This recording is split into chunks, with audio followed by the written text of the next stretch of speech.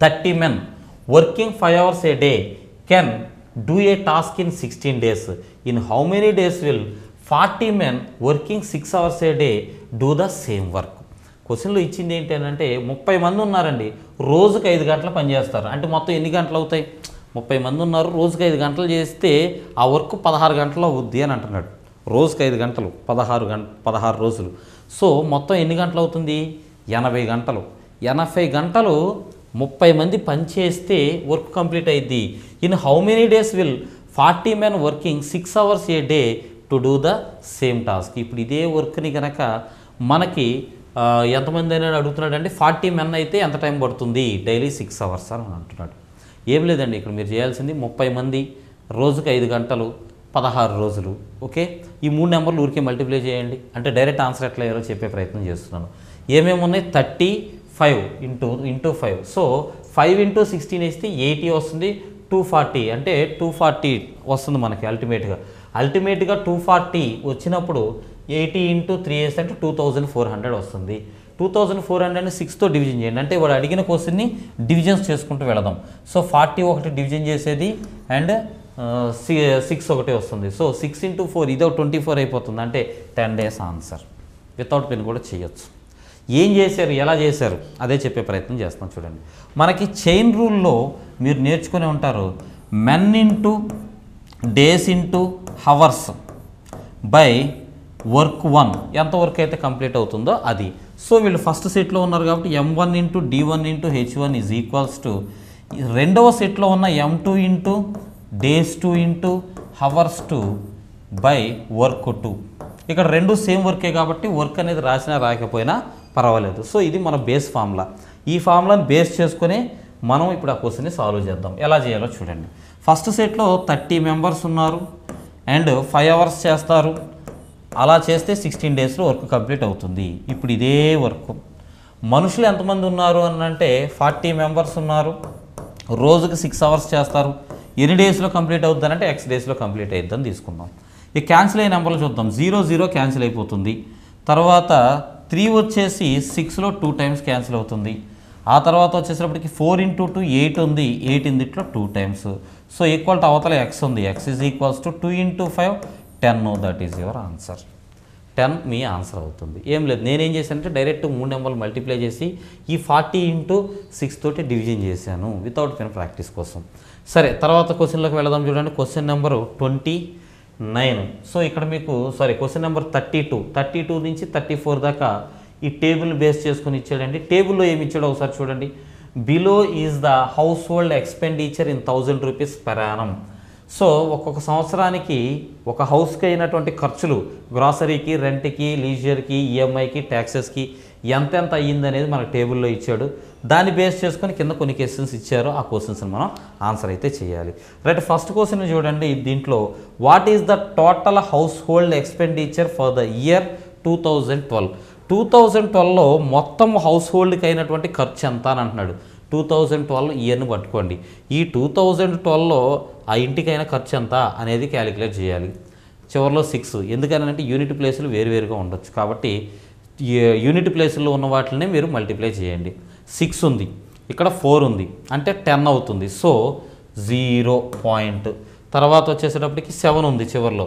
So 7 point అని వస్తుందండి. ఎంత ఉందని అంటే 7. ఎందుకనంటే పాయింట్స్ తర్వాత కూడా ఉన్నాయి కదా నెంబర్లు. ఆ పాయింట్స్ తర్వాత ఉన్న నెంబర్లు తర్వాత చూద్దాం. ముందు యూనిట్ ప్లేస్లోది 6 + 4 10, 10 + 7 చివరిలో మీకు ఏమొస్తుంది అని అంటే 7 వస్తుంది. ఆన్సర్ పాయింట్ ఆఫ్ వ్యూలో చివరిలో 7 వస్తుంది. పాయింట్ తర్వాత ఏమున్నాయి చూడండి. 3 + 6 9 వస్తుంది. అంటే 7.9 పాయింట్ ఆఫ్ వ్యూలో అంటే చివరిలో మీకు పాయింట్ తర్వాత 9 రావాలి. అంటే చివరిలో 900. ఎందుకంటే ఇది థౌజండ్స్లో ఇచ్చాడు కదా. పాయింట్ తర్వాత ఉన్న నెంబర్ని నువ్వు 1000తో కనుక మల్టిప్లై చేస్తే అదేమవుతుంది అని అంటే పాయింట్ తర్వాత ఉన్న ఒక ప్లేస్కి ఒక 0 క్యాన్సిల్ అయిపోయి 2 zeros చివరిలో వస్తాయి. అంటే చివరిలో 9 పక్కన 2 zeros 900 ఉండాలి. ఏముందండి 900? ఇదిగోండి ఫస్ట్ ఆప్షన్ ఉంది. So the answer is first option. మీరు మామూలుగా యాడ్ చేసుకొని వచ్చిందని 1000తో మల్టిప్లై చేయండి, ఇదే ఆన్సర్ వస్తుంది. బట్ ఎగ్జామినేషన్లో మీరు ఎలా స్కోర్ చేసుకోవాలనేది చెప్పే ప్రయత్నం చేస్తున్నాను కాబట్టి నేను ఇలా మీకు స్మార్ట్ మెథడ్సే చెప్తాను, దయచేసి గ్రహించగలరు. నెక్స్ట్ దీంట్లోనే రిమైనింగ్ 33 అండ్ 34 క్వశ్చన్స్ని సాల్వ్ చేద్దాం. ఒకసారి చూడండి 33 క్వశ్చన్లు ఏమి ఇచ్చాడు. Expenditure on EMI farms what percent of the expenditure on grocery for the year 2014. 2014లో ఈఎంఐకి ఎంత ఖర్చు అయింది? 7.4. ఇది ఎంత పర్సెంట్ దేంట్లో అడుగుతున్నాడు అంటే గ్రాసరీలో అడుగుతున్నాడు. సో గ్రాసరీలో అంటే 52లో ఎంత పర్సెంట్ అని అడుగుతున్నాడు. ఓకే చూడండి 7.4 అనేది 52లో ఎంత పర్సెంట్ ఉంటుంది ఇది మనం క్యాలిక్యులేట్ చేయాలి. రైట్ 52లో ఊరికే మనకు ఒక రఫ్గా ఒక ఐడియా కోసం చూద్దాం చూడండి. 52లో 10% తీసుకున్నాం అనుకోండి 5.2 అవుద్ది. ఇక్కడ 7.4 ఉంది. % కంటే ఎక్కువే. 20% తీసుకున్నాం అనుకోండి 52లో మనకేమవుతుందండి 52 + 52 10.4 అవుతుంది. ఇక్కడేమో 7.4 ఉంది. 10.4కి 7. అంటే రెండింటికి మధ్యలో ఎక్కడో ఉంది. అనగా 10%కి 20%కి మధ్యలో ఉండాలి. ఇది మరీ 10%కి దగ్గరగా ఉంది. ఇదైతే ఆన్సర్ కాదు. ఎందుకంటే 10% బాగా దగ్గరగా ఉంది. సో మిగిలినవి వచ్చేసేటప్పటికి మీరు ఒకసారి అబ్జర్వ్ చేస్తే 5.2 10% తీసుకుంటే 5.2 20% తీసుకుంటే 10.4 ఈ రెండింటికి మధ్యలో ఉంది. అది ఎంత ఉంది 7.4 అనేది ఈ రెండింటికి మధ్యలో ఉంది. దేనికి దగ్గరగా ఉంది? ఇక్కడ రెండింటికి డిఫరెన్స్ ఎంత అంటే 2.2 అండ్ ఇక్కడ రెండింటికి డిఫరెన్స్ ఎంత అంటే 3. అనగా ఇది ఎగ్జాక్ట్గా మధ్యలో ఉంటే కనుక రెండు డిఫరెన్స్లు ఈక్వల్గా వచ్చాయి. అప్పుడు 15% అనేవాళ్ళం.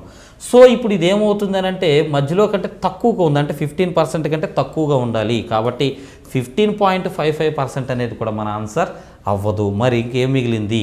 14.23% ఒకటి, 13.22% ఒకటి. ఈ రెండిట్లో ఏదైనా ఆన్సర్ అవ్వచ్చు. ఈ రెండిట్లో ఎలిమినేషన్ చేయడానికి మనకు అంత ఎగ్జాక్ట్గా నెంబర్స్ లేవు. అయినా ఒకసారి ట్రై చేద్దాం చూడండి. ఓకే ఫస్ట్ది 14% ఉంది, రెండోది 13% ఉంది. ఇప్పుడు ఏం చేద్దామంటే రెండిట్లో ఏదో ఒకటి చేసి చూద్దాం. 14% ఆర్ 13%. రైట్ 14% చేద్దాం. 552లో మనం గనక 14% ఎంత అనేది క్యాలిక్యులేట్ చేసామనుకోండి. డివైడెడ్ బైలో ఉన్న 100 జోలికి వెళ్ళొద్దు. ఎందుకంటే ఇది ఎగ్జాక్ట్గా దేంట్లోనూ క్యాన్సిల్ అవ్వదు. 52 × 14 చేద్దాం. 15ని 10 టైమ్స్ తీసుకుంటే 520. ఇంకొక 4 టైమ్స్ తీసుకున్నాం అనుకోండి 200 మీద 8 వస్తుంది. అంటే 208 అనేది వస్తుంది. 200 కంటే 8 వస్తుంది కాబట్టి 208 అనేది వస్తుంది. సో మొత్తం యాడ్ చేసామనుకోండి మనం 7, 2, 8 డివైడెడ్ బై 100 ఉంది కాబట్టి 7.28. అంటే 52 అనే నెంబర్లో మీరు 14% తీసుకుంటే 7.28 ఉంది. మరి ఇది ఎంత? ఇప్పుడు మనకు లెక్కలో ఉన్నది 7.4. అంటే ఇది 14% కంటే కూడా కొంచెం ఎక్కువగా ఉంది. So the answer is 14.23%. So సరిపోతుంది ఇది ఆన్సర్ మనకి. నెక్స్ట్ క్వశ్చన్ చూద్దాం. అట్లానే ఇలా చేయాలండి మీరు ఎగ్జామ్. అంతేగాని ఒరిజినల్ నెంబర్ పట్టుకొని నేను ఒరిజినల్గా చేస్తాను అలా కూర్చున్నారనుకోండి టైం అంతా వేస్ట్ అయిపోతుంది. ఇలాంటి స్మార్ట్ మెథడ్స్ అలవాటు చేసుకోవాలి, గుర్తుపెట్టుకోండి. తర్వాత 34 క్వశ్చన్ ఒకసారి చూడండి. What is the average spending on leisure per Yanam? అంటే మీరు లీజర్కి ఖర్చు పెట్టారు కదా, ఆ ఖర్చు పెట్టిన యావరేజ్ ఎంత అని అడుగుతున్నాడు. అంటే మనల్ని అడిగేది ఏంటంటే ఈ లీజర్లో ఉన్నటువంటి ఈ లైను ఏదైతే ఉందో ఈ లైన్ మొత్తాన్ని ఈ ఇచ్చిన నెంబర్ల మొత్తానికి జస్ట్ యావరేజ్ క్యాలిక్యులేట్ చేయమని అడుగుతున్నాడు. గుర్తుపెట్టుకుందాం. రైట్ యావరేజ్ క్యాలిక్యులేట్ అయితే చేద్దాము. అయితే ఇచ్చిన ఆప్షన్స్ చూడండి. 7040, 6500, 7100, 7400. సో వీటిలో ఏది ఆన్సర్ అవ్వచ్చు అనేది చూద్దాం. ఓకే ఇప్పుడు వచ్చేసేటప్పటికి మనకి యావరేజ్ క్యాలిక్యులేట్ చేయాలంటే ఈ నెంబర్స్ అన్నిటిని యాడ్ చేసి డివైడెడ్ బై మొత్తం 5 నెంబర్స్ ఉన్నాయి కాబట్టి 5తో డివిజన్ చేయాల్సి ఉంటుంది. నేనేం చేస్తానంటే జస్ట్ పాయింట్ తర్వాత ఉన్న నెంబర్స్ని యాడ్ చేస్తా.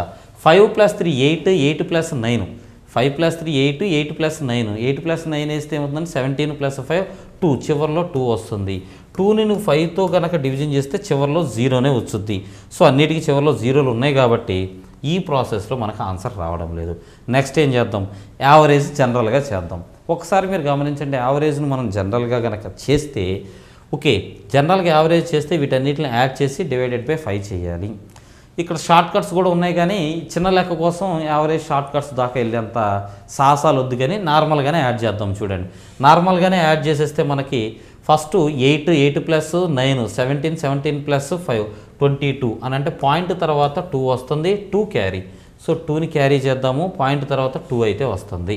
తర్వాత 5 + 2 7, 7 + 6 13, 13 + 7 20, 20 + 7 27, 27 + 8 35 అవుతుంది. సో 35.2 వస్తుంది. మొత్తం ఎన్ని నెంబర్స్ ఉన్నాయండి? 5 నెంబర్స్. కాబట్టి డివైడెడ్ బై 5 వేస్తే దీంట్లో 7 టైమ్స్ క్యాన్సిల్ అవుతుంది.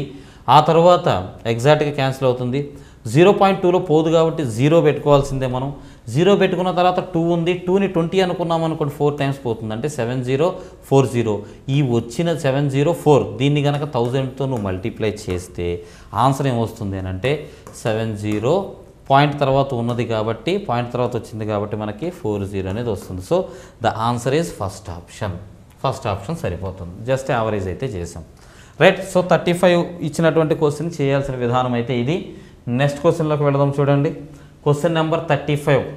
ఏ triangle has a perimeter of 200 if 2 of its sides are equal and the sides are 20 meters more than the equal side, what is the length of the third side?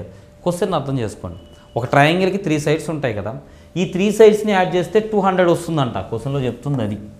అట్లా నేను చెప్తున్నాడు అని అంటే 2 sides ఈక్వల్గా ఉన్నాయి, మూడవ side వచ్చేసి వీటన్నిటికంటే అంటే మిగతా రెండింటికంటే ఒక 20 ఎక్స్ట్రా ఉంది, అయితే ఆ మూడో సైడ్ ఎంత అని అంటున్నాడు.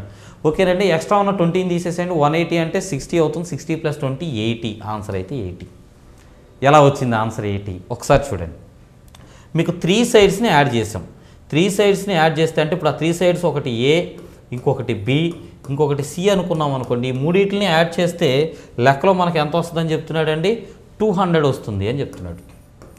200 వస్తుంది అని చెప్తున్నాడు మనకు లెక్కలో. ఈ రెండు ఈక్వల్గా ఉన్నాయంట, ఒకదాంతో ఒకటి సమానంగా ఉన్నాయి. ఇదొక్కటి మాత్రం 20 ఎక్స్ట్రా ఉంది, ఇదే కదా లెక్కలో చెప్పాడు. ఇప్పుడు నేనేమంటానంటే ఈ ఎక్స్ట్రా ఉన్నటువంటి సి ఎక్స్ట్రా ఉన్నటువంటి ఆ 20ని తీసేద్దాం. అసలు ముందు 200లో ఎక్స్ట్రాగా ఉన్న 20ని తీసేద్దాం. తీసేస్తే ఎంత అవుతుంది? 180. ఇప్పుడు 3 ఈక్వల్గా ఉన్నట్టేనా? 180 ఉందనుకోండి టోటల్ లెంత్, అప్పుడు 3 ఈక్వల్గా ఉన్నాయనే అర్థం. సో 3 ఏబిసి 3 ఈక్వల్ నెంబర్స్, మూడింటిని యాడ్ చేస్తే 180 వచ్చింది అని అంటే ఒక్కొక్క సైడ్ ఎంత ఉన్నట్టండి? జనరల్గా ఆలోచించండి, ప్రతి సైడ్ 60, ఇది కూడా 60. ఎందుకని 180ని 3 parts చేస్తే 60 వస్తుంది. సి కూడా 60నే ఉంటుంది. సో ఇప్పుడు అన్నీ 60 ఉన్నాయి.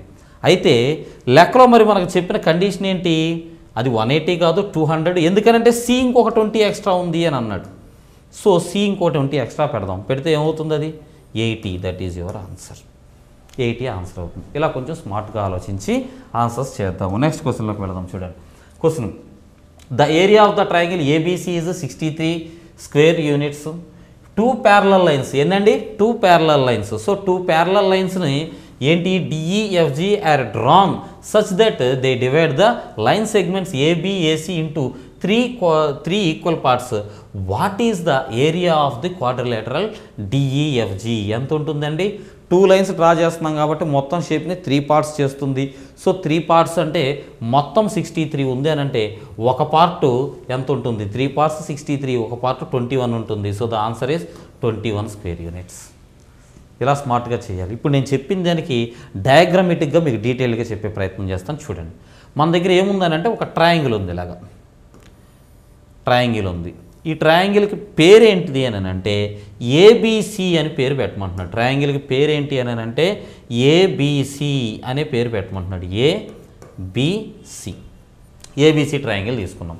2 parallel lines D E F G are drawn such that divides the line segment A B A C. అంటే ఏబి అనే లైన్ని ఏసి అనే లైన్ని 2 parallel lines అంట. అంటే ఇది ఇలాగా 2 parallel linesని గీయమంటున్నాడు. ఈ లైన్ల పేర్లు ఏంటంటే ఒకదాని పేరు డిఈ, ఇంకొక దాని పేరు ఎఫ్జి. ఏమంటే మీరు ఇటు ఎఫ్ ఇటు జి అయినా రాసుకోవచ్చు, ప్రాబ్లం ఏమీ లేదు. ఓకే, సో ఇలా గీసిన తర్వాత మీరు ఒకసారి అబ్జర్వ్ చేస్తే ఈ షేప్ వరకు కనుక మీరు చూస్తే ఇది ఎలా ఉందండి? మనకి ఒక క్వాడ్రిలేటర్ లాగా ఉంది. దాని పేరు ఏంటంటే డిఈఎఫ్జి అనే ఒక క్వాడ్రిలేటర్, డిఈజిఎఫ్ అనే క్వాడ్రిలేటర్ వచ్చింది. ఇప్పుడు ఈ క్వాడ్రిలేటర్ ఏరియా ఎంత ఉంటుంది అని మనం లెక్కలో అడగడం జరిగింది. ఎప్పుడైనా సరే మీరు ఒకసారి పాయింట్ని గుర్తుపెట్టుకోండి. ఇక్కడ చెప్తాను చూడండి పాయింట్ని. ఒక ట్రయాంగిల్ ఉందనుకోండి ఇలాగా. ఈ ట్రయాంగిల్లో మీరు ఇక్కడ ఉన్నటువంటి లైన్కి ప్యారలల్గా ఇక్కడ ఒక లైన్ గీశారనుకోండి. ప్యారలల్గా ఇక్కడ ఒక లైన్ గీశారు. అయితే ఆ గీసినటువంటి లైను జాగ్రత్తగా గమనించండి. అలా గీసినటువంటి లైను ఈ లైన్ సెగ్మెంట్ ఏదైతే ఇక్కడ లైన్ ఉందో మనకి, మళ్ళీ ఒకసారి డ్రా చేద్దాం చూడండి. ఏదైతే ఇక్కడ లైన్ ఉందో మనకి, ఇదిగోండి ఇలా మీరు ప్యారలల్గా ఒక లైన్ గీశారు. ఓకే, ఇప్పుడు దీన్ని ఈక్వల్ పార్ట్స్ చేసింది అనుకోండి, ఇక్కడ ఎంత ఉందో ఇక్కడ అంతే ఉండి ఈక్వల్ పార్ట్స్ చేసింది అనుకోండి, అప్పుడు ఏరియా ఆఫ్ ద ట్రయాంగిల్ ఏమవుతుంది అని అంటే ఇలాగ 4 పార్ట్స్ అయిపోతుంది. ఈ రెండు ఈక్వల్గా ఉంటే area of the triangle 4 parts అయిపోతుంది. గమనిస్తున్నారా? అదే 2 లైన్లు డ్రా చేసినప్పుడు ఇలా మారిపోతుంది. ఇలా మారినప్పుడు ఏమైందనంటే area of the triangle to be ఫ్రాంక్ ఎలా మారుతుంది అని అంటే డీటెయిల్గా చెప్పే ప్రయత్నం చేస్తాను. ఇలాగ ఒకటి అండ్ ఇక్కడి నుంచి ఇలాగొకటి ఇలాగొకటి ఇలా తయారవుతుందండి ఏరియా ఆఫ్ ద ట్రయాంగిల్. అంటే 1 2 3 4 5 6 7 8 ఇలా ఈక్వల్ పార్ట్స్గా అయిపోతుంది. 8 ఈక్వల్ పార్ట్స్గా అయిపోతుంది. ఓకే, సో ఇలా అయిపోయిన దాంట్లో మనల్ని అడిగేది ఏంటి అని అంటే 1 2 3 పార్ట్స్ ఎంత అని అంటున్నాడు. మొత్తం 1 2 3 4 5 6 7 8, సో మొత్తం 9 పార్ట్స్లో మిమ్మల్ని ఏం అడుగుతున్నాడు అని అంటే 3 పార్ట్స్ ఎంత అని అడుగుతున్నాడు. సో 9 పార్ట్స్లో 3 పార్ట్స్, లేదా ఈ షేప్ వరకు ఒకసారి చూడండి. ఈ షేప్లో ఇదేం చేస్తుంది అని అంటే ఒకసారి మళ్ళీ డ్రా చేసుకున్నాం చూడండి. ఈ మీరు గీసిన ఈ ప్యారలల్ లైన్ ఏం చేస్తుంది అని అంటే మొత్తం ట్రయాంగిల్ని 3 ఈక్వల్ పార్ట్స్ చేస్తుంది. ఇది ఫస్ట్ పార్ట్, ఇది సెకండ్ పార్ట్ అండ్ ఇది వచ్చేసేటప్పటికి థర్డ్ పార్ట్. 3 ఈక్వల్ పార్ట్స్ అయిపోతుంది. సో 3 పార్ట్స్ కలిపితే మనకు లెక్కలో 63 అని చెప్తున్నాడు. 3 అని అంటే 63 అని చెప్తున్నాడు. ఇక్కడ ఉన్నటువంటి ఈ పార్ట్ ఎంత అని అంటున్నాడు. ఇది ఒక పార్టే కాబట్టి ఒక పార్ట్ అంటే ఎంత, 3 ఇందిట్లో 21 టైమ్స్ పోతుంది కాబట్టి 21 స్క్వేర్ యూనిట్స్ అవుతుంది. రైట్ అండి. నెక్స్ట్ క్వశ్చన్లోకి వెళ్దాం. Next compute 50 into 0.5 into 20 divided by 7. Right అండి. ఒకసారి జస్ట్ ఇది మనకు సింప్లిఫికేషన్లో ఉన్న సింపుల్ క్వశ్చన్ సాల్వ్ చేద్దాం. చూడండి ఏమి ఇచ్చాడండి, 50 ప్లస్ ఇచ్చారు and 0.5 into 20 whole divided by 0.7. So we BODMAS rule ప్రకారం ఫస్ట్ బ్రాకెట్లో ఉన్నదాన్ని మనం సాల్వ్ చేయాలి. సో బ్రాకెట్లో ఉన్నదాన్ని సాల్వ్ చేస్తే బ్రాకెట్ లోపల ఫస్ట్ ఏముంది అని అంటే మల్టిప్లికేషన్ సాల్వ్ చేయాలి. సో మల్టిప్లికేషన్ కనుక మనం సాల్వ్ చేస్తే దీన్ని చేయాలి. 1/2 ఇంటూ 20 హాఫ్లో ఎంత అండి, 10 రూపీస్ అవుతుంది. సో ఈ మొత్తం 10 అవుతుంది. 50 ప్లస్ 10 ఏమైంది 60 డివైడెడ్ బై 0.7 అంటున్నాడు. దీన్నే మనం ఇలా రాసుకోవచ్చు, 600 డివైడెడ్ బై 7 అని కూడా రాసుకోవచ్చు. అంటే న్యూమరేటర్ డినామినేటర్ మనం 10తో మల్టిప్లై చేసాం. రైట్, 7ని క్యాన్సిల్ చేద్దాం. 7 ఇందిట్లో మీకు ఎన్నిసార్లు పోతుందంటే 8 టైమ్స్ 56, ఇంకా 4 రిమైండర్ 40. 40లో వచ్చేటప్పుడు 5 టైమ్స్ 35, ఇంకా 5 రిమైండర్ 5లో పోదు కాబట్టి పాయింట్ పెడదాం. 85 పాయింట్ ఇక్కడ ఉన్నది ఒకటే కదా, దట్ ఈస్ యువర్ ఆన్సర్. 85.71 చేస్తే కంప్లీట్ చేయొచ్చు. బట్ ఆన్సర్ మనకు కావాల్సింది ఆన్సర్ అయితే థర్డ్ ఆప్షన్. నెక్స్ట్ క్వశ్చన్లోకి వెళదాం.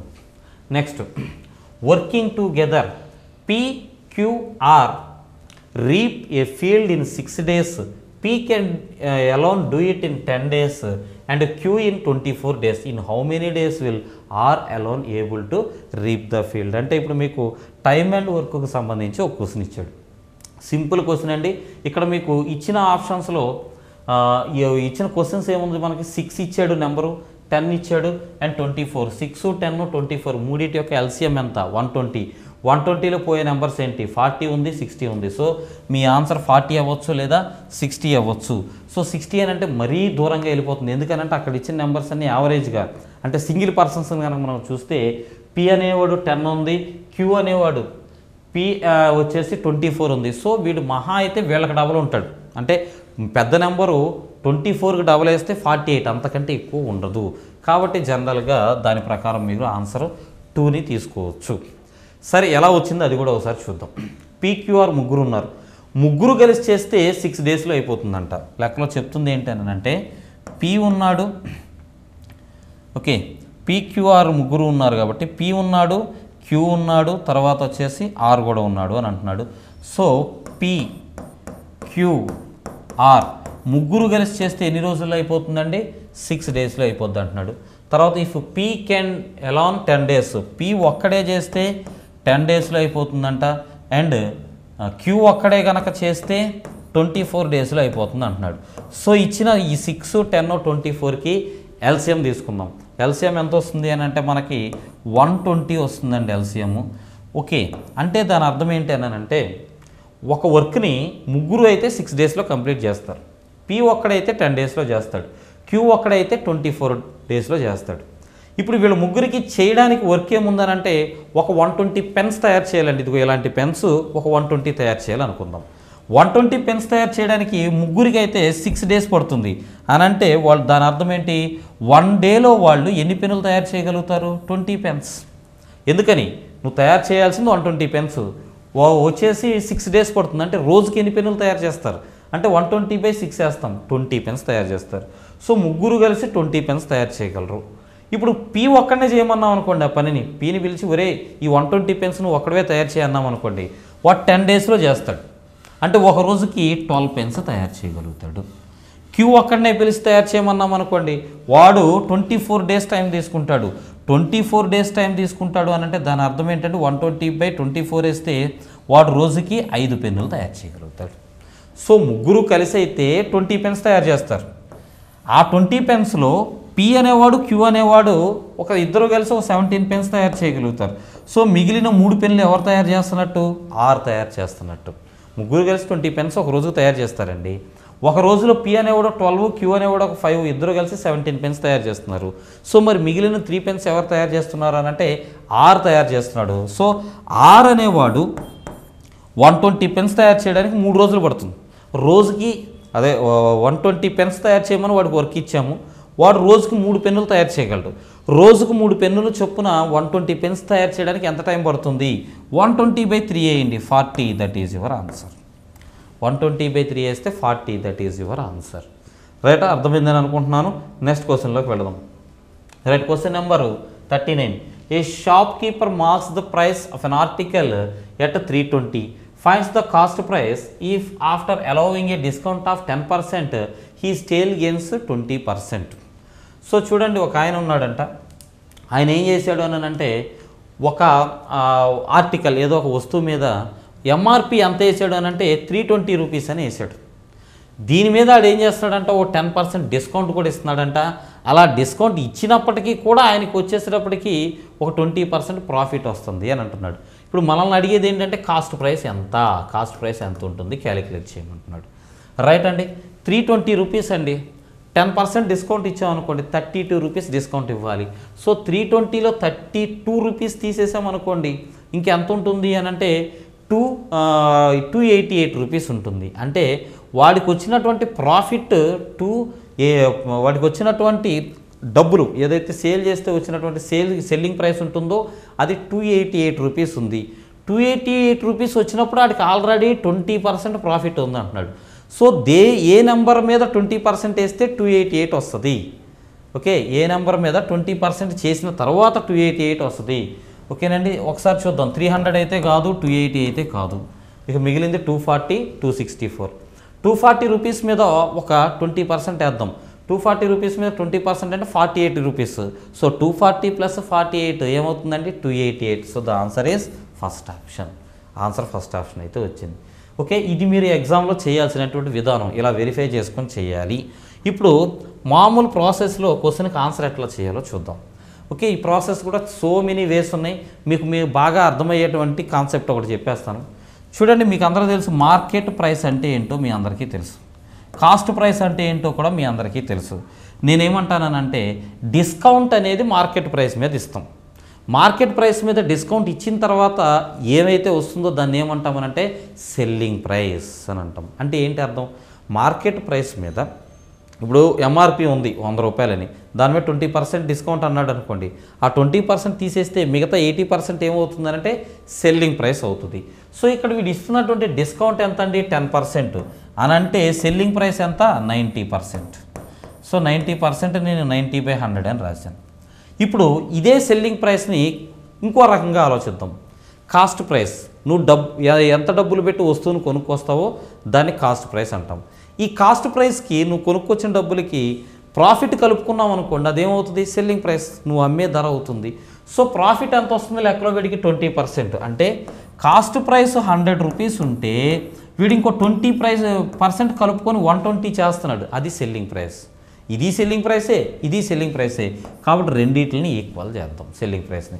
డినామినేటర్లో ఉన్న 100 క్యాన్సిల్ అయిపోతాయి, 0 కూడా క్యాన్సిల్ అయిపోతాయి. ఇక మిగిలేదేంటి, ఇక్కడేమో 9 ఉంది, ఇక్కడ 12 ఉంది. 3 టేబుల్ క్యాన్సిల్ చేద్దాం. దీంట్లో 3 టైమ్స్, ఇందులో 4 టైమ్స్. అంటే MP3 is equals to CP4. నేనేం చేస్తానంటే market price by cost price రాస్తా. మార్కెట్ ప్రైస్ని ఇక్కడే ఉంచి మల్టిప్లై చేస్తున్న కాస్ట్ ప్రైస్ని ఇటు పట్టుకొస్తా. ఈక్వల్ టు అవతల ఆల్రెడీ 4 ఉంది బై, ఇక్కడ మల్టిప్లై చేస్తున్న 3 అటు వెళ్తే డివైడెడ్ బైలోకి వెళ్ళిపోతుంది. అంటే 4/3 అవుతుంది.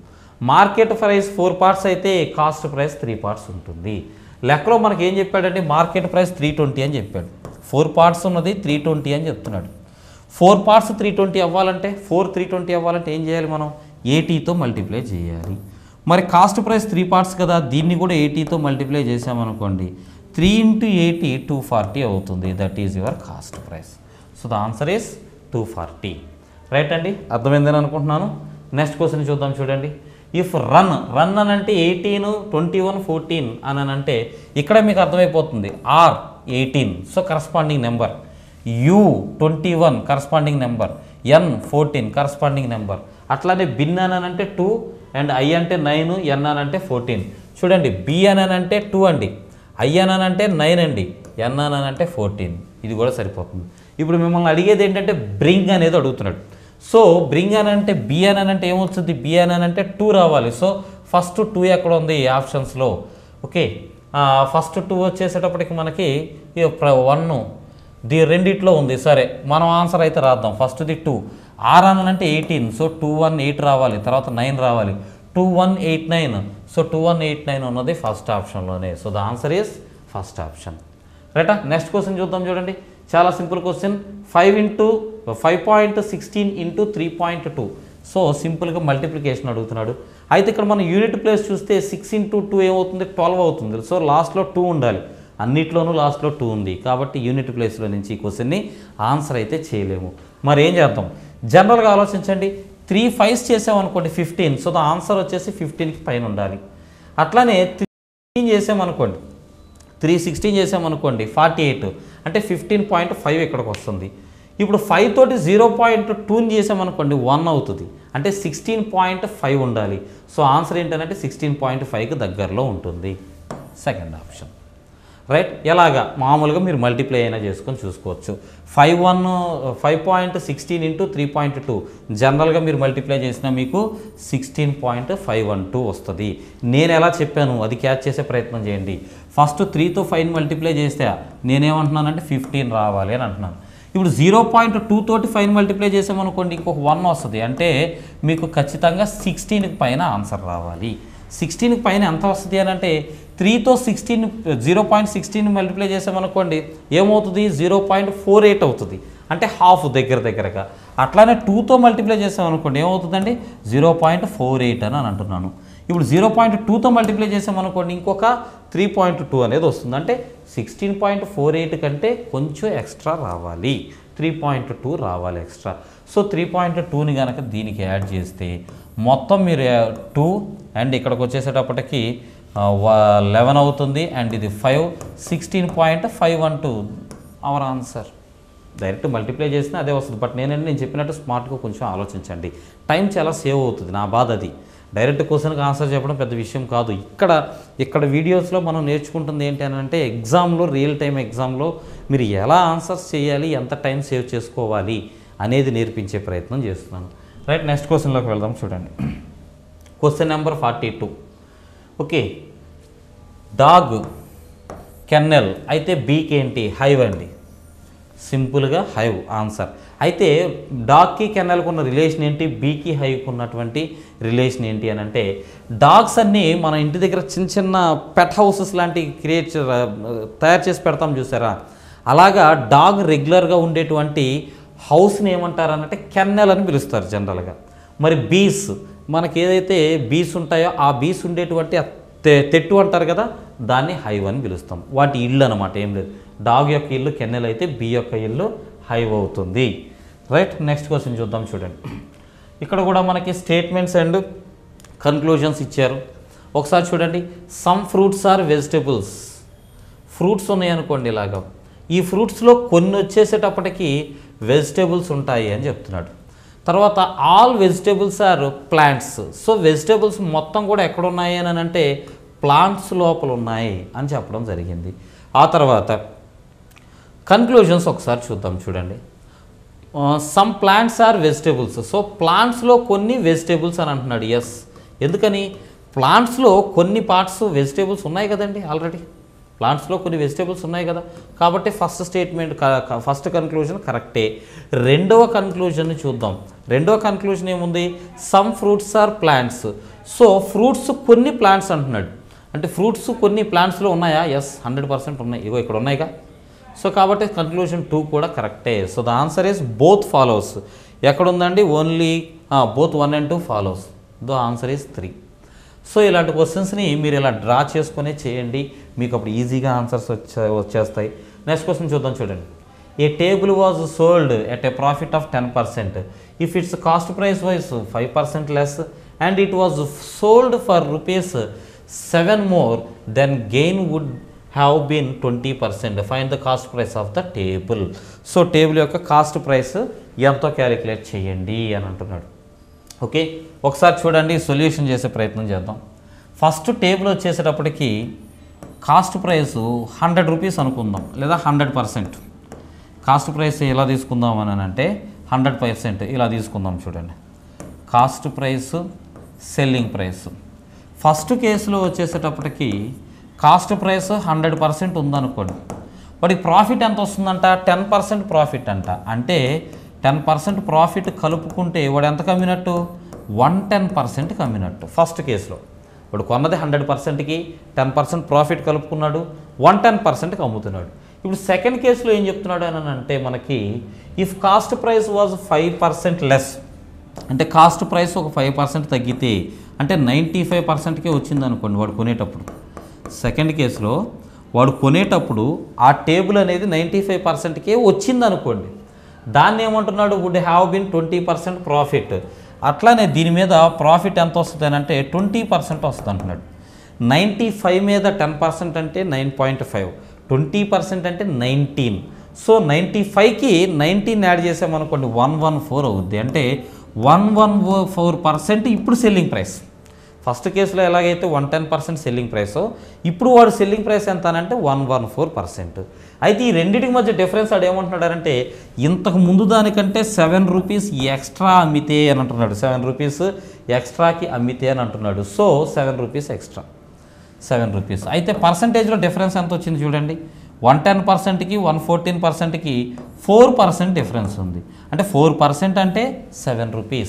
ఈ విషయం తెలుస్తుంది మనకి. అడిగేది ఏంటండి, కొన్న వేల ఎంత, కొన్న వేల అంటే స్టార్టింగ్లో ఉన్నది ఇది 100%, ఇది ఎంత అని అంటాడు. సో ఏం తెలిసింది మనకి, 4% అని అంటే ₹7. నీకు కావాల్సింది 100%, ఇది ఎంతో కావాలి. 400 ఎలా అవుతుంది, 25తో మల్టిప్లై చేస్తే అవుతుంది. 4ని 25తో మల్టిప్లై చేస్తే 100 అవుద్ది.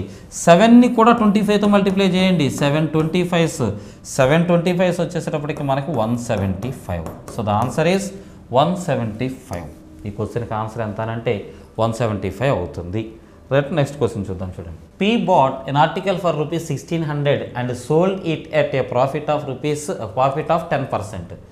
What would have been the increase in the profit percent if it was sold for ₹1840? Question సారాంశం ఏంటంటే, వాడు కొన్నప్పుడు 1600 కొన్నాడు, 10% మామూలుగా ప్రాఫిట్కి అమ్ముతాడంట. మనల్ని అడుగుతుంది ఏంటనంటే, ఒకవేళ 1840కి కానీ ఆడు అమ్మాడు అనుకోండి, అప్పుడు వాడికి ప్రాఫిట్ 10% కంటే ఎంత ఎక్స్ట్రా వస్తుంది, జాగ్రత్తగా గమనించాలి. 10% కంటే ఎంత ఎక్స్ట్రా వస్తుంది అని అడుగుతున్నాడు. సరే చూడండి, కొన్నప్పుడు ఎప్పుడు కూడా మనకి ఏమవుతుంది అని అంటే కాస్ట్ ప్రైస్ అవుతుంది. కొన్నప్పుడు ఎప్పుడు కూడా మనకి కాస్ట్ ప్రైస్ అవుతుంది, అది ఎప్పుడు 100% ఉంటుంది. 100%.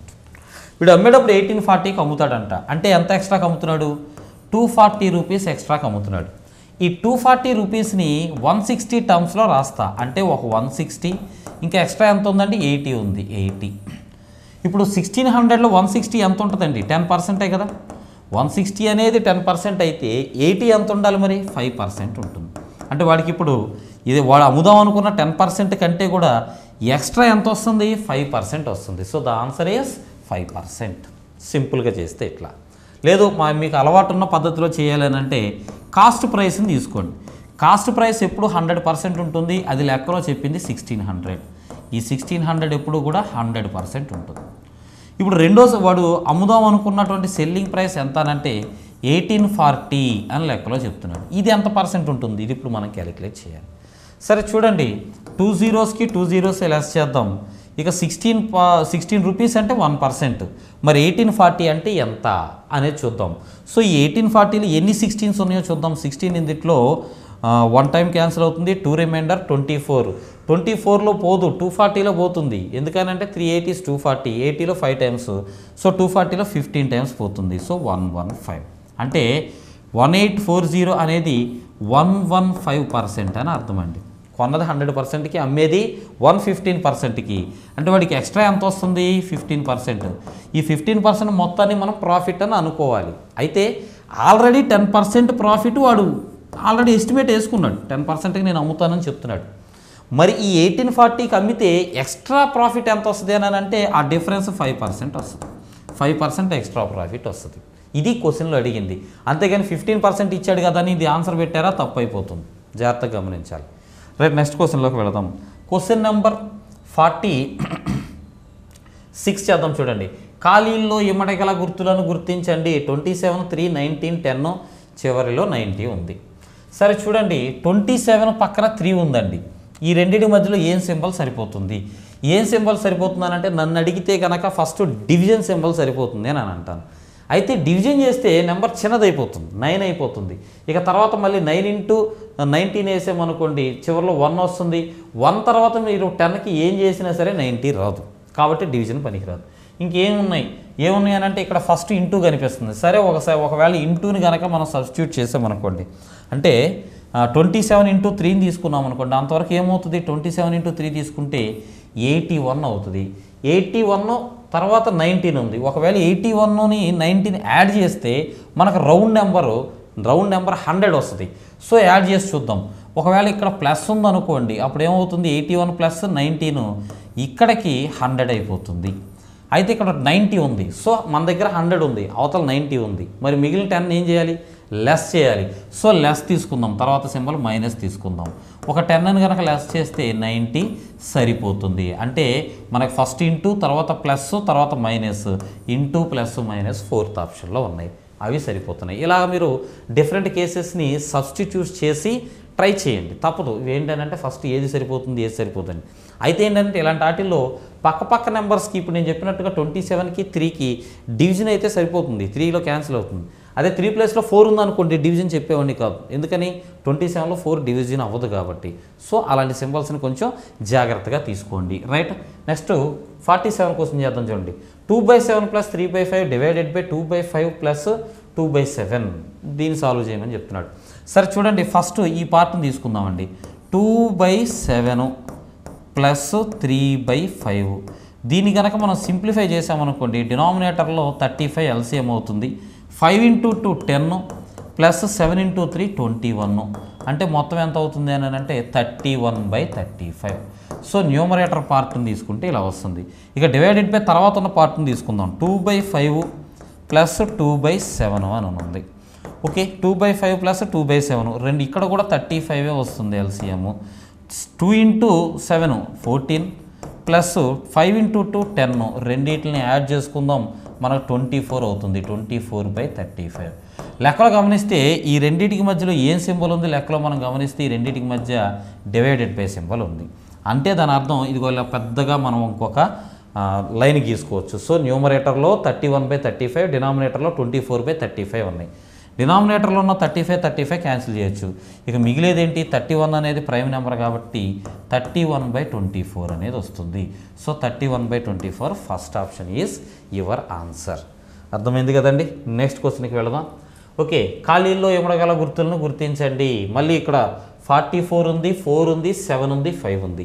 44 పక్కన 4 ఉంది అని అంటే నేను చెప్పాను కదండి, 44లో 4 డివిజిబుల్ అవుతుంది. కాబట్టి ఫస్ట్ మీరు ఏం చేస్తారు అని అంటే డివిజన్ని ట్రై చేయండి. 44/4 వేసామనుకోండి, మనకేమొస్తుంది, 11 వస్తుంది.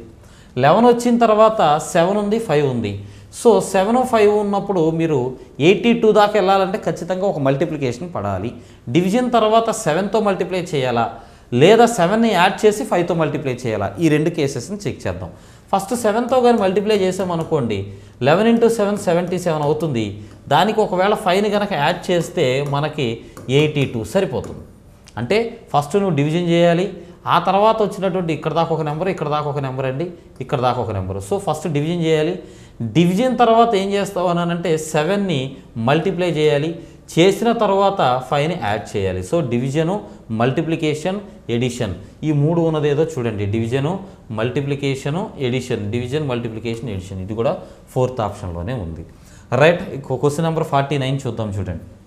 If R019 is divided by 11, ఇది ఒక నెంబర్ అండి. R019 అనే నెంబర్ ఉంది. ఈ నెంబర్ని ఏంటంట 11తో డివిజన్ చేస్తాడంట. Then what is the smallest natural number R? అయితే R ప్లేస్లో ఉన్న వీలైనంత చిన్న నెంబర్ ఏది పెడితే బాగుంటుంది అని అంటున్నాడు. సో 11 యొక్క డివిజిబిలిటీ రూల్ తెలుసు కదండి మీకు. ఈవెన్ ప్లేసెస్, ఆడ్ ప్లేసెస్ని యాడ్ చేసి ఆ రెండింటి మధ్య డిఫరెన్స్ either 0 or 11 or 22 అంటే మల్టిపుల్స్ ఆఫ్ 11 తీసుకోవాలి. ఆ పాయింట్ ఆఫ్ వ్యూలో తీసుకుంటే మీకు R+1 6 1 ఒక ప్లేస్లో ఉన్నాయి ఈజ్ ఈక్వల్స్ టు 0 + 9 0 + 9 అని వస్తున్నాయి. అంటే ఇక్కడ మొత్తం 9 అవుతుంది. ఇక్కడ వచ్చేసరికి ఒక 1 + R ఉంది. సో R ప్లేస్లో పెట్టదగిన నెంబర్ ఏంటి? ఇంకా 8. 8కి 1 కలిపితేనే కదా 9 అయ్యేది. So the answer is 4th option 8. Next question చూద్దాం చూడండి. Next question, Malini said Rohit is my maternal aunt's mother's only Sons son అని అంటుంది. ఎవరు మాట్లాడుతున్నారు ఇక్కడ? మాలిని మాట్లాడుతుంది. సో మాలిని అనే ఆవిడ మాట్లాడుతుంది. ఏమని మాట్లాడుతుంది? రోహిత్ ఈజ్. సో రోహిత్ గురించి మాట్లాడుతుంది కాబట్టి రోహిత్ని తీసుకుందాం. రోహిత్ అనేవాడు అబ్బాయి. సో బాక్స్లో ఇండికేట్ చేద్దాం. Rohit is my maternal aunt. Maternal aunt అని అంటే మా మదర్ ఉంది కదండి, మా మదర్ యొక్క ఇక్కడ మళ్ళీ ఈవిడితో రిలేట్ చేసి చెప్తుంది. ఎలానంటే మాలిని ఉంది కదా, ఈ మాలిని యొక్క మదర్కి ఒక సిస్టర్, ఆవిడ మెటర్నల్ ఆంట్ అవుతుంది. Maternal aunt's mother. So maternal ఆంట్కి ఇంకొక మదర్ ఉంది అంటే ఆవిడ మా అమ్మమ్మే అవుతుంది, ఎందుకంటే మా మదర్కి కూడా మదర్ ఆవిడే. So maternal aunt's mother's only son. Okay చూడండి, maternal aunt's mother's only Sons son అంటే ఈ మెటర్నల్ ఆంట్ మదర్ ఎవరైతే ఉన్నారో ఈవిడికి ఒక సన్ ఉన్నాడంట. ఆ సన్కి ఓన్లీ 1 సన్ను. ఎవరు వాడు అని అంటే రోహిత్ అని చెప్తుంది మాలిని. అంటే ఏంటి అర్థం? మా మదర్ ఉన్నాడు, మా మదర్ యొక్క బ్రదర్కి కొడుకు. మదర్ బ్రదర్ అంటే ఎవరవుతారండి? మేనమామ కొడుకు. మేనమామ కొడుకు మనకి ఏమవుతాడు? కజిన్ అవుతాడు. సో రోహిత్కి మాలిని ఏమవుతుంది? రోహిత్కి మాలిని అయినా కజినే, అండ్ మాలినికి రోహిత్ అయినా సరే కజినే. So the answer is cousin. Right అండి. ఇక మీరు జనరల్గా మీరు డైరెక్ట్గా ఆన్సర్ చేయాలని అంటే మెటర్నల్ ఆంట్స్ మదర్, ఆంటీకి మదర్ అని అంటే మనకంటే 2 జనరేషన్స్ పైన, ఆవిడ కొడుకు అంటే మన జనరేషన్లోకి వచ్చేసాడు. సో మన జనరేషన్లోకి వచ్చేసాడు అంటే మనకి ఈక్వల్గా ఉన్నటువంటి జనరేషన్. మనకి ఈక్వల్గా ఉన్నటువంటి జనరేషన్ రోహిత్కి మాలిని ఏమవుతుంది అని అంటే ఓన్లీ అని చెప్పాడు, అండ్ మెటర్నల్కి సన్ అని చెప్తున్నాడు. కాబట్టి ఖచ్చితంగా మేనమామ అవుతాడు, కజిన్లోకే వెళ్ళాలి. రైట్. తర్వాత క్వశ్చన్ చూద్దాం చూడండి. రైట్. ఇక్కడ మనకి ప్లస్ మీన్స్ మైనస్ ఈ పాయింట్ ఆఫ్ వ్యూలో ఇచ్చాడు. 36 అనే నెంబర్ ఉందండి, మైనస్ ఉంది. Minus means division. So minus ప్లేస్లో డివిజన్ డైరెక్ట్గా వేసేస్తున్నాను. 4 ప్లస్ ఉంది. ప్లస్ అంటే ఏంటిదంటే ప్లస్ మీన్స్ ఇంటూ. సో 4 × 7. తర్వాత డివైడెడ్ ఇంటూ ఉంది. Into means plus 8. ఇది మనం సాల్వ్ చేయాల్సింది. రైట్. ఫస్ట్ డివిజన్ చేయాలి బాడ్మాస్ రూల్ ప్రకారం. సో 36 + 4 కనుక మీరు చేస్తే ఏమవుతుందంటే 36 డివిజన్ 4 చేస్తే వాల్యూ 9 అవుతుంది. తర్వాత ఇంటూ చేయాలి. 9 × 7 + 8. ఓకే 63. 9 × 7 ఎంత అవుతుంది? 63. 63కి 8ని కనుక యాడ్ చేసామనుకోండి మనకి ఎంత వస్తుందంటే 7 వస్తుంది. So the answer is 71. అర్థమైందని అనుకుంటున్నాను. నెక్స్ట్ క్వశ్చన్ నెంబర్ 52 చూద్దాం. The average of first 20 multiples of 12. Question అర్థం చేసుకోండి. 12 యొక్క మొదటి 20 గుణిజాలు అని అంటున్నాడు. మల్టిపుల్స్ ఆఫ్ 12 అంటే ఏంటి? మీరు చిన్నప్పుడు చదువుకుని ఉన్న వెంకట్రమణ అండుకో ఎక్కాల బుక్ ఉంటుంది కదండి, దాంట్లో చివరిలో ఉండే ఆన్సర్స్ని మల్టిపుల్స్ అని పిలుస్తాము, గుణిజాలు అని అంటాం తెలుగులో. అంటే ఒక 12 12 అనేది గుణిజం, 2 12 24 24 అనేది ఒక గుణిజం, 3 12 36. సో ఆ 36 అనేది ఒక మల్టిపుల్. సో ఇలా వచ్చేటువంటి మల్టిపుల్స్ అన్నిటిని 12 ఎక్కువలో వచ్చే వాటి అన్నిటిని కూడాను మల్టిపుల్స్ అని అంటాం. ఇప్పుడు మనల్ని ఏం అడుగుతున్నాడు అంటే ఫస్ట్ 20 మల్టిపుల్స్ తీసుకో, వాటన్నిటిని యావరేజ్ చేయి అంటున్నాడు. సరే యావరేజ్ చేయమన్నాడు కదనే 1 × 12 12 + 2 into 12 24 ప్లస్ అని వీటన్నిటిని యాడ్ చేసుకుంటూ కూర్చుంటే ఎగ్జామ్లో టైం అయిపోతుంది.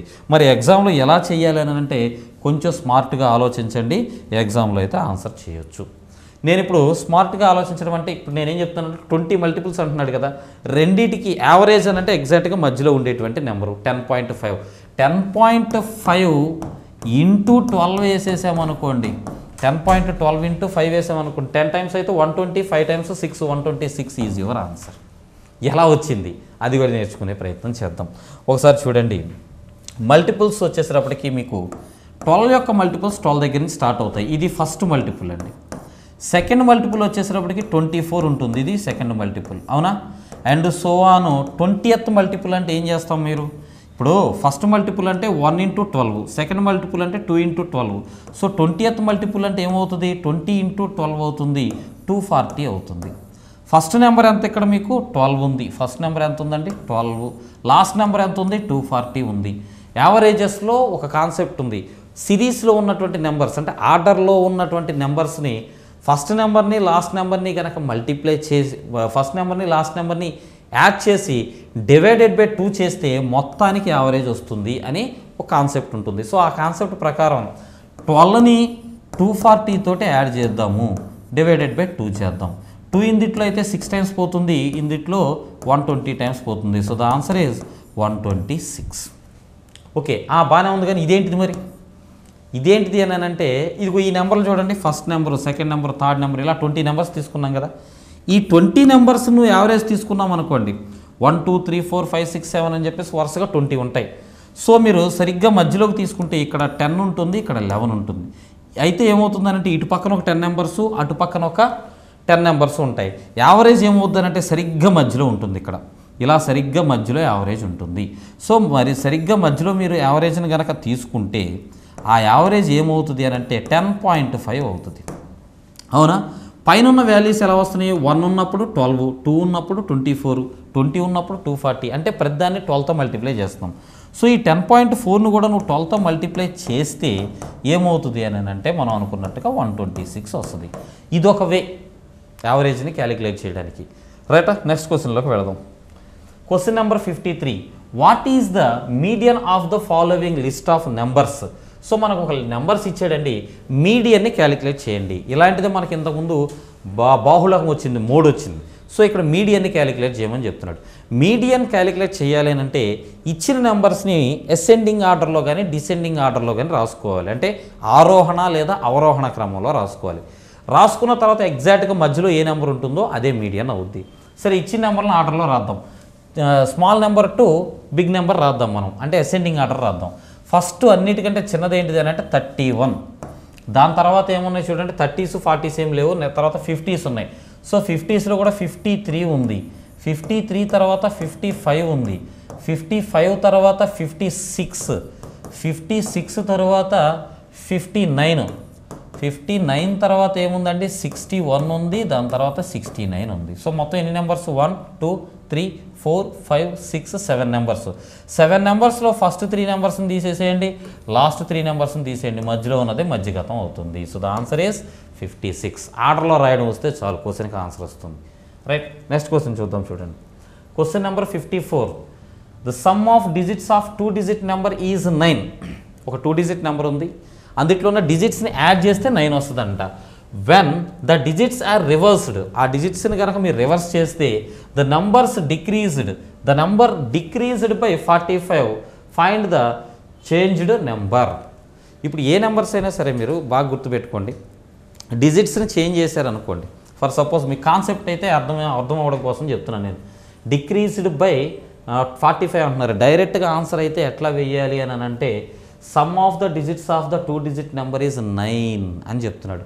సో అలాగే 45 ఇందుట్లో 5 టైమ్స్ పోతుంది, తగ్గించిన తరువాత అని అంటున్నాడు. సో డిఫరెన్స్ 5 ఉండాలి, తగ్గించి ఉండాలి. సో ద ఆన్సర్ ఈజ్ 27 అవుతుంది. ఆన్సర్ అయితే 27.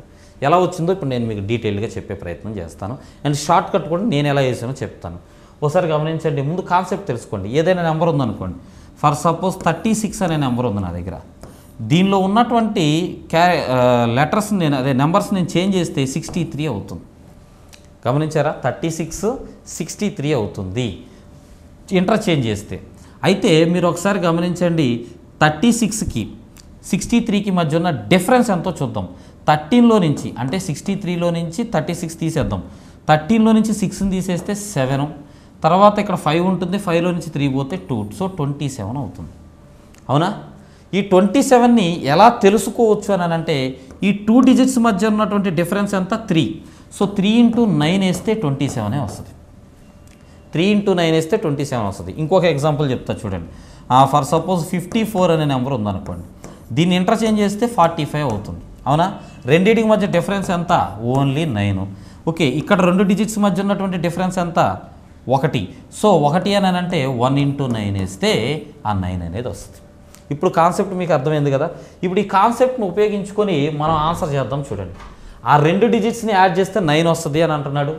ఇంటర్చేంజ్ చేసిన తర్వాత 45 తగ్గుద్ది అని చెప్తున్నాడు. సో 45 తగ్గింది అని అంటే దాని అర్థం ఏంటండి? 45 తగ్గింది అని అంటే నెంబర్ 45 డిక్రీజ్ అయిందని అంటున్నాడు. సో ఇప్పుడు నేనేం చేస్తానంటే 45ని 9తో డివిజన్ చేసి చూస్తాను. 45ని ఏం చేద్దామంటే 9తో డివిజన్ చేసి చూద్దాం. చేస్తే ఎంత అవుతుందండి? 5. అంటే ఆ 2 డిజిట్స్లో ఉన్నవి ఒకటి ఏ ఇంకొకటి బి అనుకున్నాం అనుకోండి. ఏకి బికి మధ్య ఉండేటువంటి డిఫరెన్స్ అంటే ఏ మైనస్ బి వచ్చేసి 5 అవుతుంది. ఏ ప్లస్ బి లెక్కలో వాడే చెప్పాడు, రెండింటిని యాడ్ చేస్తే 9 అని. ఇప్పుడు ఏ ఎంతో తెలుసుకోవాలి అని అంటే 5 + 9 రెండింటిని యాడ్ చేద్దాము. 5 + 9 రెండింటిని యాడ్ చేస్తే ఎంత అవుతుందంటే 14. ఏ వాల్యూ ఎలా వస్తుంది అని అంటే రెండింటిని యాడ్ చేసి 5 + 9/2 వేస్తే ఏ వాల్యూ వస్తుంది? 14/2 అంటే 7. బి వాల్యూ ఎలా వస్తుంది అని అంటే 9లో నుంచి 5ని తీసేద్దాం. 9లోంచి 5 తీసేస్తే 4. 9 - 5/2 4/2 వేస్తాము. సో 4/2 కనుక వేస్తే మనకి 9 - 5 అండి ఇది. రైట్, 4/2 వేస్తే ఎంత అవుతుందంటే 2. అంటే ఒరిజినల్ నెంబర్ ఏబి అని అంటే 72.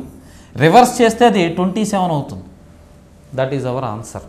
మరి ఇదంతా నువ్వు ఎలా చెప్పావు అని అంటే ఇక్కడ 2 నెంబర్ల మధ్య ఉన్నటువంటి డిఫరెన్స్ని చూశాను నేను. 5 ఉంది. సో ఈ 45లో 9 5 టైమ్స్ పోతుంది. 2 నెంబర్ల మధ్య ఉన్న డిఫరెన్స్ 5. సో 45లో 9 5 టైమ్స్ పోతుంది. పెద్ద నెంబర్ 72, చిన్న నెంబర్ 27. వాడు ఏమన్నాడు? ఇచ్చిన నెంబర్ని ఇంటర్చేంజ్ చేస్తే వాల్యూ తగ్గిద్ది అన్నాడు. అంటే రెండవ నెంబర్ చిన్నదవ్వాలి, ఫస్ట్ నెంబర్ పెద్దదవ్వాలి. సో రెండవ నెంబర్ లెక్కలో అడిగాడు కాబట్టి, మార్పు చెందిన తర్వాత అని అడిగాడు కాబట్టి 27 అయ్యింది. ఎలా చేయాలని అంటే ఇదిగోండి కాన్సెప్ట్. రైటా? నెక్స్ట్ క్వశ్చన్లోకి వెళదాం. Question number 55. ఇఫ్ మెంటర్ అంటే NVMGLI దెన్ ప్రొఫెసర్. సో ఎమ్ ఉందండి, ఇక్కడ ఎన్ ఉంది అంటే ఏమైనట్టు 1 పెరిగింది. లేదా ఎంకి ఎన్ ఆపోజిట్లో ఉంటాయి. ఆపోజిట్లో ఉండడం ఏంటంటే ఫస్ట్ లెటర్ ఏ అనుకోండి ఆల్ఫాబెట్స్లో, లాస్ట్ లెటర్ జెడ్. సో ఏ జెడ్ ఒకదాంతో ఒకటి పేర్స్ అని పిలుస్తాం. ఓకే, ఏ జెడ్ ఒక పేరు, BY ఒక పేరు, తర్వాత CX ఒక పేరు, DW ఒక పేరు, తర్వాత EV ఒక పేరు. ఇట్లా పేర్స్ ఉంటాయి. అంటే ఫస్ట్ నుంచి 3వది, లాస్ట్ నుంచి 3వది, ఫస్ట్ నుంచి 5వది, లాస్ట్ నుంచి 5వది. ఇట్లా మనం తీసుకుంటే వాటిని పేర్స్ అని అంటాం. ఆ పేర్స్ కనిపిస్తున్నాయి. ఎలా అంటే ఈకి వి అనేది పేరు, తర్వాత ఎన్కి వచ్చేసేటప్పటికి మళ్ళీ ఎం పేరు, తర్వాత టీకి వచ్చేసేటప్పటికి జీ పేరు. ఇలా పేర్స్ ఉన్నాయి. సో మన దానికి కూడా పేర్స్ తీసుకుందాం. పేర్స్ తీసుకుంటే పీకి పేరులో వచ్చేది, పేరు అంటే నేను చెప్పాను కదండి, గుర్తుపెట్టుకోండి. ఫస్ట్ నుంచి సమ్ ఎన్ అనో నెంబరు, లాస్ట్ నుంచి ఎన్ అనో నెంబరు. అర్థమైందా? ఫస్ట్ నుంచి 10వది, లాస్ట్ నుంచి 10వది. ఆ రెండు ఒక పేరు అవుతాయి. సో పీకి వచ్చేసేటప్పటికి కే అవుతుందండి. ఈ పేరు ఎలా గుర్తుపెట్టుకుంటాం అంటే పీకే పవన్ కళ్యాణ్ అని గుర్తుపెట్టుకోవచ్చు. తర్వాత ఆర్ వచ్చేటప్పటికి ఐ వస్తుందండి. సో ఐ ఎలా ఉంటుంది అని అంటే ఇండియన్ రైల్వేస్ గుర్తుపెట్టుకోవచ్చు. తర్వాత ఓకి వచ్చేసేటప్పటికి ఎల్ వస్తుందండి. సో మనకందరికి బాగా తెలిసినటువంటి వర్డ్ LOVE. సో LO ఒక పేరు, VE ఒక పేరు గుర్తుపెట్టుకోండి. ఎల్కి ఓ. తర్వాత ఎఫ్కి వచ్చేసేటప్పటికి యూ వస్తుందండి. ఓకే, యూనివర్సల్ ఫస్ట్ అని గుర్తుపెట్టుకోవచ్చు. ఎఫ్కి యూ. సో KILU ఎక్కడున్నాయో చూడండి వరుసగా. KILU సెకండ్ ఆప్షన్లోనే ఉన్నాయి. So the answer is second option. ఇంకా మిగతాయి కూడా కావాలంటే ఊరికే సరదాగా ట్రై చేయండి. నెక్స్ట్ క్వశ్చన్లోకి వెళ్దాం. చూడండి, question number 56. The upstream speed of a boat is 40 km/h and the speed of the boat in still water is 55 km. What is the down stream speed of the boat? Up stream అంటే ఏంటండి? ఇప్పుడు water వెళ్ళే డైరెక్షన్లోనే పడవ వెళ్ళింది అనుకోండి, దాన్ని down stream అంటాం. ఏటి వాలు అని అంటాం. వాటర్ వెళ్తున్నటువంటి డైరెక్షన్కి ఆపోజిట్లో కనుక బోట్ వస్తుంది అనుకోండి, దాన్ని అప్ స్ట్రీమ్ అని అంటాం. అంటే అప్ స్ట్రీమ్లో ఏం జరుగుతుంది అని అంటే బోట్ యొక్క స్పీడ్ని వాటర్ కొంచెం తగ్గించేస్తుంది. అందుకని బోట్కి ఒరిజినల్గా ఉన్నటువంటి స్పీడ్ 55 km/h అయితే ఇది వాటర్కి అగైనిస్ట్గా వెళ్ళడం వల్ల దాని స్పీడ్ 40 అయిపోతుంది, అంటే తగ్గిపోతుంది. ఎందుకు తగ్గింది అని అంటే వాటర్ దాని స్పీడ్ని మింగేస్తుంది, తగ్గించేస్తుంది. ఎంత తగ్గించేసిందండి? 15 తగ్గించేసింది. సో నేనేమంటానంటే స్పీడ్ ఆఫ్ వాటర్ 15 km/h అని అంటాను. ఒప్పుకుంటారా ఒప్పుకోరా? Speed of water 15 km. ఎందుకని 15 km తగ్గించేస్తుంది స్పీడ్ని. ఓకే, ఇప్పుడు ఏమడుగుతున్నాడు మనకి, ఒకవేళ వాటర్లో వెళ్ళే డైరెక్షన్లోనే పడవ కూడా వెళ్ళింది అనుకోండి, అప్పుడు ఏమవుతుంది? బోట్ యొక్క స్పీడ్ పెరిగిపోతుంది. డౌన్ స్ట్రీమ్లో ఏమవుతుంది అని అంటే వాటర్ వెళ్ళే డైరెక్షన్లోనే పడవ కూడా వెళ్తే బోట్ యొక్క స్పీడ్ పెరిగిపోతుంది. ఒరిజినల్గా ఉండేటువంటి బోట్ యొక్క speed of the boat plus water speed కూడా యాడ్ అవుతుంది. స్పీడ్ ఆఫ్ ద వాటర్ రెండు కలుస్తాయి, దాన్నే డౌన్ స్ట్రీమ్ అని అంటాం. ఓన్లీ బోటుది వచ్చేసేటప్పటికి మనకు లెక్కలో 55 అని చెప్పాడు, ప్లస్ వాటర్ది మనం ఇక్కడ రాసుకున్నాం 15 అని. సో రెండింటిని యాడ్ చేస్తే మొత్తం 70 km/h స్పీడ్ అవుతుంది. సో డౌన్ స్ట్రీమ్ ఎంత ఉంటుంది అని అంటే 70 km/h. కాన్సెప్ట్ అర్థమైతే ఊరికి నోటితో లెక్కలు చేయొచ్చు ఇవి. రైట్, నెక్స్ట్ క్వశ్చన్లోకి వెళ్దాం. Okay, question number 57. Choose the pair. Okay, tennis ఆడేటువంటి ప్లేస్ని కోర్ట్ అని పిలుస్తాం. కోర్ట్ అని అంటే యువర్ ఆనర్ అని మన వాళ్ళు కొట్టుకునే కోర్టు కాదండి. టెన్నిస్ ఆడేటువంటి ప్లేస్ని కోర్ట్ అని అంటాం, అందుకే టెన్నిస్ కోర్ట్ అని పిలుస్తారు. మరి బాక్సింగ్ ఆడేటువంటి ప్లేస్ని జనరల్గా బాక్సింగ్ ఒకటే కాదు, రెజ్లింగ్ అంటే ఫైటింగ్లు చేసేది దేన్నైనా సరే రింగ్ అని పిలుస్తారు. ఫైటింగ్ చేసే దేన్నైనా సరే మీరు టీవీలో చూసే WWF WWF ఇలాంటివన్నీ కూడాను రింగ్ అనే పిలుస్తారు. So the answer is ring. Boxing చేసేటువంటి ప్లేస్ని రింగ్ అని పిలుస్తాం. నెక్స్ట్ క్వశ్చన్లోకి వెళ్దాం. Question number 58. 6 years ago the ratio of ages of the two persons P and Q was 3:2. ఎప్పుడంటే 3:2? 6 years ago. Okay, 4 years hence 4 సంవత్సరాల తర్వాత the ratio of their ages will be 8:7. 4 సంవత్సరాలు గడిస్తేనేమో 8:7 అవుతుందంట. What is P's age? P age ఎంత అని అడుగుతున్నాడండి. Okay, 3:2 8:5. ఇక్కడ 3కి 8కి డిఫరెన్స్ ఎంత ఉంది? 5 parts ఉంది.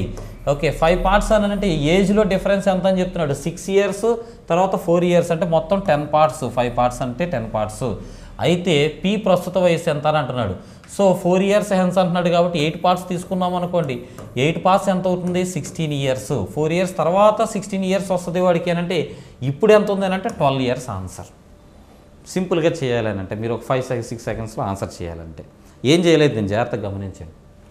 ఒకప్పుడు రేషియో ఎప్పుడు 6 సంవత్సరాల క్రితం 3:2 ఉండేది. 4 సంవత్సరాల తర్వాత అది 8:7 అవుద్ది. సో పీ ఏజే తీసుకుందాం. పీ ఇంతకుముందు 3 parts ఉండేది అండ్ ఫ్యూచర్లో 8 parts అవుద్ది. అంటే ఎన్ని parts పెరిగిద్ది? మొత్తం 5 parts పెరుగుద్ది. ఎవరేజ్? పీ ఏజ్ 5 parts పెరిగిద్ది అని అంటున్నాడు. 5 parts పెరగడానికి కూడా టైం ఎంత పడుతుంది? 6 సంవత్సరాల క్రితము ప్లస్ 4 సంవత్సరాల తర్వాత అంటున్నాడు కాబట్టి 10 years పడుతుంది. అంటే మీరు ఏం రాయొచ్చు అని అంటే 5 parts అని అంటే 10 అని రాసుకోవచ్చు. లెక్కలో అడిగింది పీది నేను 4 years తర్వాత ఎంతో చూస్తున్నా. 4 years తర్వాత 8 parts ఉంది కదా. సో 8 parts ఎంతో క్యాలిక్యులేట్ చేశాను అనుకోండి, 16 years అని తెలుస్తుంది. అంటే పీ ఏజ్ 4 years తర్వాత 16 ఉంది అని అంటే 4 years తర్వాత 16 ఉంటుందంటే ఇప్పుడు ఎంత ఉంటుంది? ఇప్పుడు నా ఏజ్ ఒక 5 సంవత్సరాల తర్వాత 35 అన్నాను అనుకోండి, ఇప్పుడు ఎంత ఉన్నట్టు? 30 ఉన్నట్టు. అట్లానే పీది వచ్చేసి 4 years తర్వాత 16 ఉంది అంటే ఇప్పుడు ఎంత ఉంది? ఆ 4 years తగ్గించండి, 12 years ఉంటుంది. That is your answer. సరే, రెగ్యులర్గా చేసే ప్రాసెస్లో కనుక మనం చేస్తే ఇది ప్రెజెంట్ అని అనుకున్నాం అనుకోండి. ప్రెజెంట్ కంటే 6 years బిఫోరు పీక్యూల రేషియో ఎలా ఉంది అని అంటే లెక్కలో మనకు చెప్పేది ఒకసారి చూడండి. అక్కడ ఇచ్చిన రేషియోని చూడండి, ఎంత ఉందండి? 3:2 ఉంది. ఇంకా లెక్కలో మళ్ళీ ఏం చెప్తున్నాడు? 4 years తర్వాత అంటున్నాడు. సో ఇంకో 4 years తర్వాతకి వెళ్దాం. 4 years తర్వాత ఇదే రేషియో 8:7 ఉంటుంది అని చెప్తున్నాడు. ఓకే, మరి ఈ రేషియోకి ఎంత పెరిగింది చూడండి. ఇది 5 parts పెరిగింది, ఇది కూడా 5 parts పెరిగింది. కామన్ డిఫరెన్స్ ఉంది. కామన్ డిఫరెన్స్ లేకపోతే ఇంకోలాగా ఆన్సర్ చేసేవాళ్ళం. ప్రస్తుతానికైతే కామన్ డిఫరెన్స్ ఉంది. ఎన్ని parts పెరిగింది అని అంటే ఇద్దరికి 5 parts ఏజ్ పెరిగింది. మరి సంవత్సరాల్లో ఏజ్ ఎంత పెరిగింది? 6 సంవత్సరాల క్రితము ప్లస్ 4 సంవత్సరాల తర్వాత అంటే రెండింటికి మధ్య ఉన్న టైం డిఫరెన్స్ ఎంత అనంటే 10 years. సో 5 parts అని అంటే 10 years. ఈ విషయం తెలుస్తుంది. ఒక పార్ట్ ఎంత ఉంటుంది? 5 పార్ట్స్ 10 ఇయర్స్ అంటే ఒక పార్ట్ వచ్చేసేటప్పటికి 2 ఇయర్స్ ఉంటుంది. ఓకే, ఇప్పుడు నేనేం చేస్తానంటే పీ ఏజ్ ఇక్కడ ఎంత ఉందో చూస్తాను. ఒక పార్ట్ అంటే 2 ఇయర్స్, 3 పార్ట్స్ ఎంత ఉంటుందండి? 6 ఇయర్స్ ఉంటుంది. 3 పార్ట్స్ ఎంత ఉంటుంది? 6 years. So P age 6 years back 6, 6 సంవత్సరాల క్రితం 6, ఇప్పుడు ఎంత ఉంటుంది? సో ప్రజెంట్కి రావాలి అని అంటే వాడు ఇంకొక 6 ఇయర్స్ ఏజ్ పెరగాలి. సో ఇప్పుడు ఎంత ఉంటుంది అని అంటే 12 years. That is your answer. అర్థమైందని అనుకుంటున్నాను. ఓకేనండి. ఈ పేపర్ను మొత్తం కూడాను మీకు నేను డీటెయిల్డ్గా అయితే ఎక్స్ప్లెయిన్ చేశాను.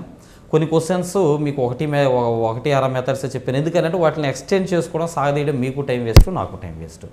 సో నెక్స్ట్ పేపరు ఇంకొంచెం లెవెల్ డిఫికల్ట్గా ఉండేటువంటి పేపర్ తీసుకొని చెప్పే ప్రయత్నం చేస్తాను. నేను మళ్ళీ మీకు ఫైనల్గా చేస్తున్న రిక్వెస్ట్ ఒకటేనండి, ఈ ఛానల్ ఏదైతే ఉందో మన యూట్యూబ్ ఛానల్, ఆ ఛానల్ని మీరు గ్రాండ్ సక్సెస్ చేయండి. అంటే ఇప్పుడు మీకు ఆర్ఆర్బీ ఎన్టీపీసీకి ప్రిపేర్ అవుతున్న వాళ్ళు ఈ పాయింట్ ఆఫ్ వ్యూలో కనుక మీరు సొల్యూషన్స్ చేస్తే ఖచ్చితంగా బ్రహ్మాండమైన స్కోర్ చేస్తారు, నో డౌట్ అందుట్లో.